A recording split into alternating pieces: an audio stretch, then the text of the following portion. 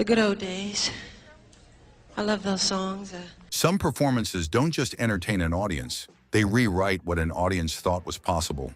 A stadium of 92,000 people, a television broadcast reaching billions, a tiny stage in Harlem that changed how live music was even recorded.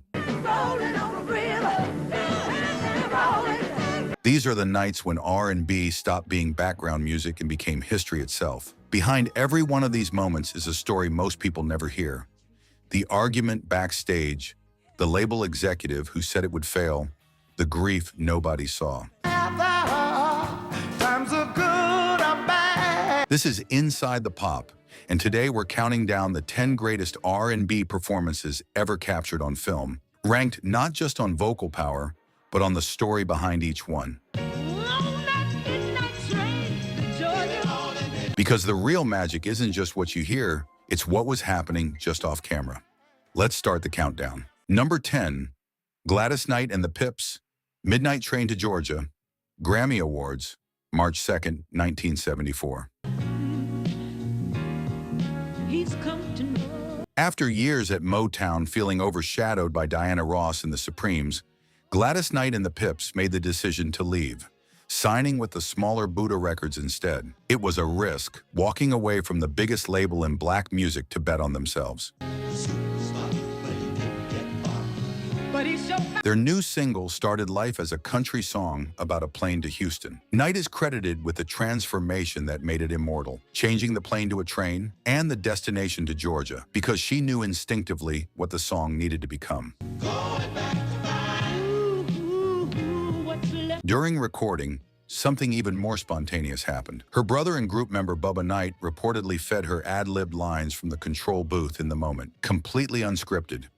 Lines that became the song's most beloved 8 seconds, repeated and imitated for decades after. At the Grammys that night, in a shimmering gown with the Pips' precise choreography behind her, the performance won Best R in B vocal performance by a group, the group's first Grammy, after years of feeling like an afterthought at their old label. Number 9, Al Green, Let's Stay Together, Soul, PBS, 1972. Oh, yeah. All right. In a Memphis studio, producer Willie Mitchell had already heard thousands of singers pass through his sessions. He wasn't easily impressed, but something made him stop the moment a 25-year-old preacher's son named Al Green began to sing. What Mitchell heard was a voice that moved between falsetto and full register with no visible seam. Effortless, almost weightless, like water shifting between containers. There was no strain in it, no performance of effort. It simply was. Let's Stay Together went to number 1 and held the top of the R&B charts for 9 straight weeks. Decades later, it earned a place in the Library of Congress's National Recording Registry, cementing its place as one of the defining vocal performances of the era. But the chart numbers don't fully explain what the 1972 PBS broadcast captured. It's Al Green at the exact peak of his powers. No gimmicks, no theatrics, just a voice that seems to reach into the room and rearrange something in it. Number 8, Lionel Richie, All Night Long, 1984. Olympics closing ceremony, August 12th, 1984. Closing ceremony, producers wanted an all-star finale for the 1984 Los Angeles Olympics, but the obvious choices kept falling through. Michael Jackson was tied to a rival sponsor. Other major names weren't available. One by one, names were crossed off the list. Then someone suggested Lionel Richie, just 2 years removed from leaving the Commodores, with nothing bigger on his resume than a handful of Vegas shows. It was an enormous leap from where he'd been to what he was about to walk into.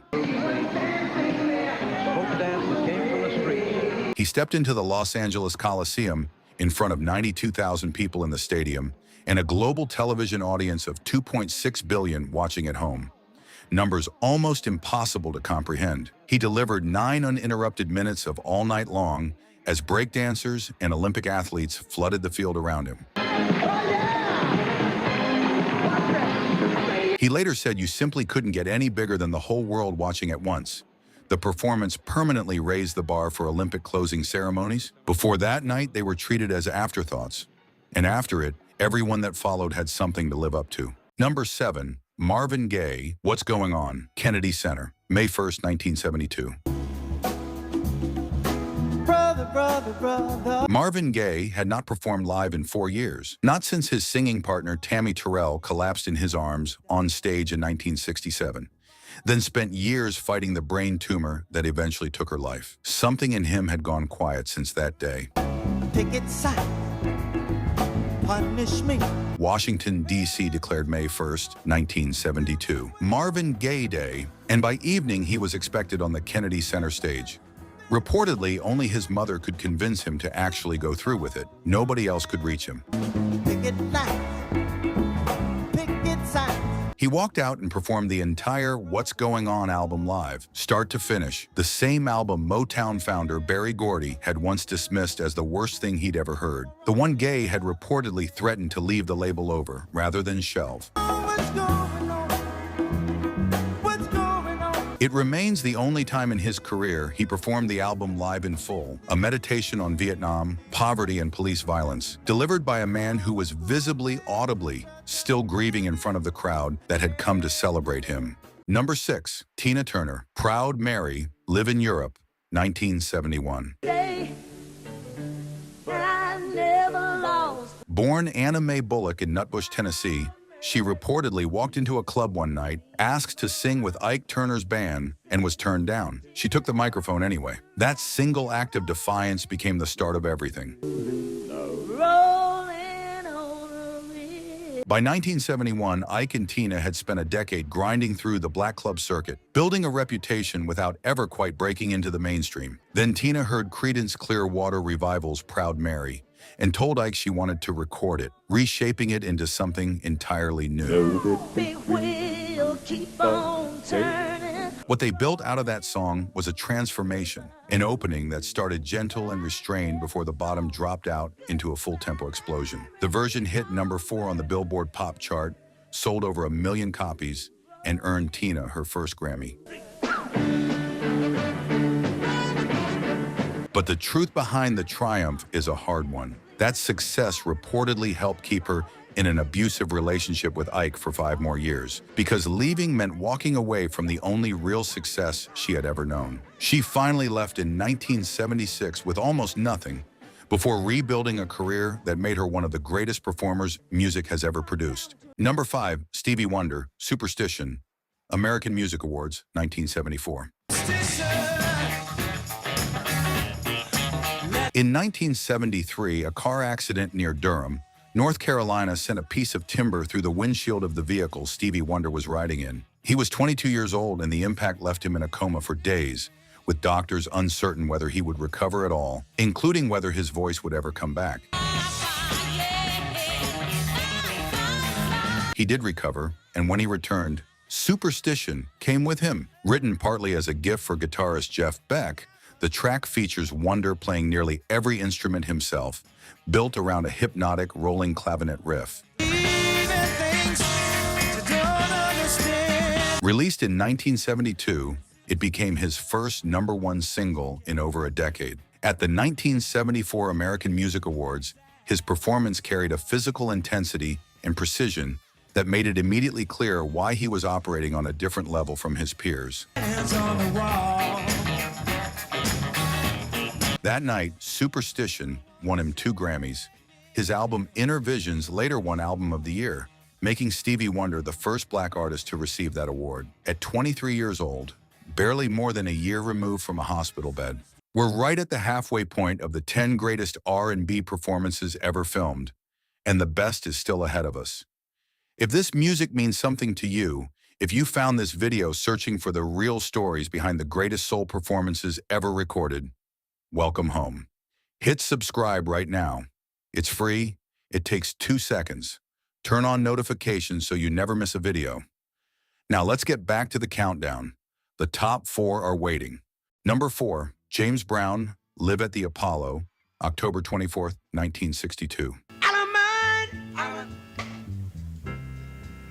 James Brown's own record label refused to finance a live album, convinced nobody would pay for one. Rather than abandon the idea, Brown reportedly paid for the entire recording himself, renting the Apollo Theater and hiring his own recording equipment out of his own pocket. He knew what happened when he took a stage, and he wanted the world to be able to hear it, not just witness it secondhand through studio recordings that couldn't capture his live energy. You gonna miss me. The resulting album spent over a year on the Billboard chart and is regularly cited among the greatest live recordings ever made. On stage that night, Brown dropped to his knees, worked through his signature cape routine, and commanded the Apollo crowd like an instrument he had spent his entire life learning to play. Mick Jagger has said he used to play the Live at the Apollo album before his own concerts, just to absorb the raw energy of it beforehand. A testament to how far its influence traveled beyond R&B itself. Number 3, Aretha Franklin, Respect. Live in Amsterdam, 1968. Aretha Franklin spent 9 years at Columbia Records, making albums that never quite captured who she was as an artist. By the time Columbia dropped her, she was reportedly $80,000 in debt, with little to show for nearly a decade of work. At Atlantic Records, producer Jerry Wexler took a different approach entirely. He brought her to Fame Studios, sat her at the piano, and reportedly told her simply to be herself. That was the whole instruction, and it changed everything. The song she recorded was one Otis Redding had originally written from a man's point of view. Aretha flipped it completely. The gender, the power dynamic, the entire meaning. And with her sisters, Irma and Carolyn, added the spelled-out hook that became one of the most recognized vocal moments in music history. The 1968 Amsterdam performance, from the peak of her powers, pushes the tempo even faster than the studio record. Decades later, Rolling Stone would name the song the greatest of all time. But on that stage, it wasn't just a performance, it was a declaration. Number 2, Michael Jackson, Billie Jean, Motown, 25th Anniversary Special, March 25th, 1983. Motown's 25th Anniversary Special had one non-negotiable rule. Every performer had to sing a song from the Motown catalog. Michael Jackson broke that rule before he even agreed to appear. He refused to perform unless he could do Billie Jean, a song that belonged to Epic Records, with nothing to do with Motown at all. The producers pushed back. Michael didn't move. Eventually, they gave in, and 47 million households tuned in to watch what happened next. Roughly 35% of every television set in the country switched on at the same moment. Michael walked out in a black sequin jacket, a rhinestone glove, and a black fedora. Midway through the song, during the bridge, he spun and slid backward across the stage in a move nobody had seen before.